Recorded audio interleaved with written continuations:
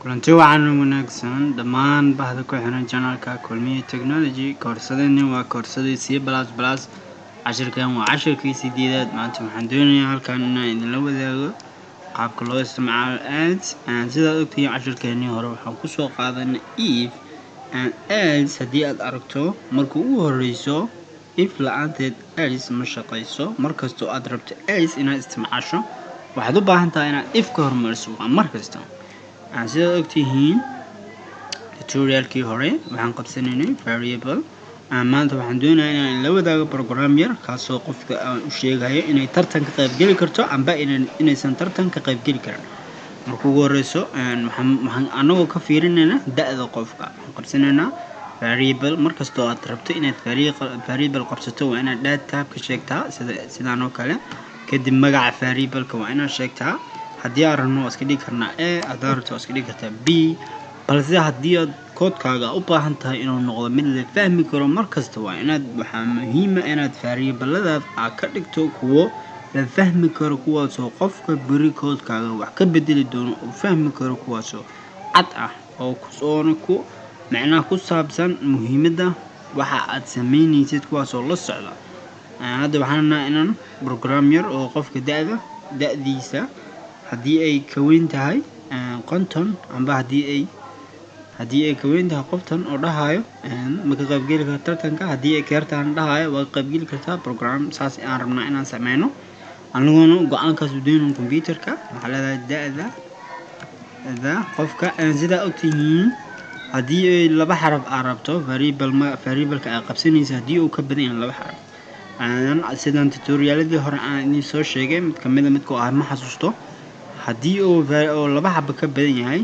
ugu horeyn waa inaad isticmaashaan calaamadan aan ku dhahay ansko kadibna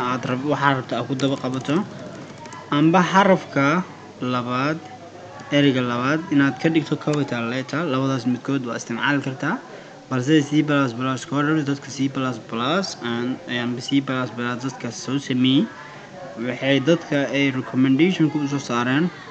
amba ay dhaheen fiican inaad qaabka isticmaasho si ay ugu dubnaadaan luuqadaha kale da'da qofka kadib da'da qofka haddaa rabto equal waa dhigi kartaa balse anaga qofka waxaa rabnaa inaan asiga weydiino kadib oo da'diisa noo sheego maxaa yeelay dad badanaa programkeena isticmaali karo da'deeduna ma qiyaasi karno sidaa darteed waxaan soo bandhigaynaa mar message fadlan geli da'daada kadib qofka asigaa gelinaya da'diisa haddii aad qofka wax usoo bandhigayso waxaad isticmaalaysaa c-out haddii aad kasoo qaadayso qofkan waxaad isticmaalaysaa c-in sidaa hore ugu soo baranay kadib markii xog laga soo qaado waxaa u baahan tahay meesha lagu shubaa inaad sheegto waxaan ku shubaynaa da'da qofka aan ku shubaynaa markii oo ku shubo kadib waa tijaabinaynaa waxaan dhahnaynaa haddii aad rabto computerka inuu go-aan qaato sidaan tutorialkii hore aan kusoo baranay waa inaad if isticmaashaa waxaan dhahaynaa if haddii da'da qofka ay ka yar tahay konton amba konton iska dheh konton sidaa ogtihiin markii aan bracket furno kadib waxaan ugu daba qaban jirnay curly brace calaamadahaas oo laga helo b volbenta agteeda haddii ay waxaa qoraysa haddii ay yihiin hal sadar waa ka tegi kartaa haddii ay laba sadar yihiin laakiin waad u baahan tahay sidaa darteed maanta anaga hal sadar lee qorana waa ka tegaynaa soo bandhig qofkan waxaan usoo bandhigaynaa warbixin taasoo dhehayso waad ka qaybgeli kartaa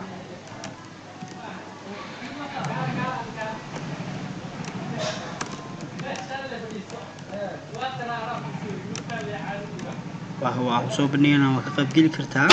balaalaan aan barobeyno si aad u fahantiin sidaa ujeediin programka wuxuu dhowayaa fadlan geli da'daada balaan geliyo tiro ka yar 50 oo kale sidaa ujeediin waa ka qaybgeli kartaa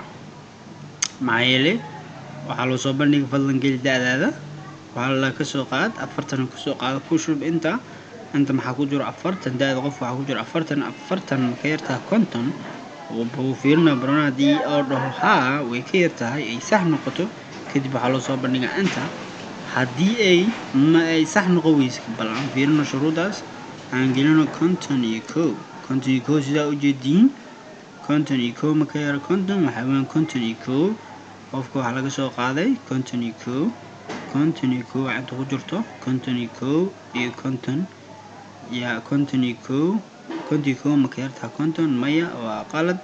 marka yaro kadib waxba loo soo bandhigma haddii aad rabto qofka inaad markaas haddii uu da'diisa ay ka weyn tahay haddii aad rabto inaad warbixin usoo bandhigto waxaad isticmaalaysaa wax la dhahay else kaasoo cashirkeen maanta ku taabsanaa else waa kaas yaa ujeediin iyadana waa sidii haddii ay laba sadar ka badan tahay waxaad qoraysaa curly brace furaysaa kadib waxaad rabtaa intaa ku qoraysaa haddii ay hal sadar tahayna iyadana waa la mid waa iska dhaafi kartaa curly brace-kaas ma ku qasbanin sidaa darteed anaga hal sadar la qoranaa markaas waa iska dhaafeynaa laguma ogolaan aan soo qoraynaa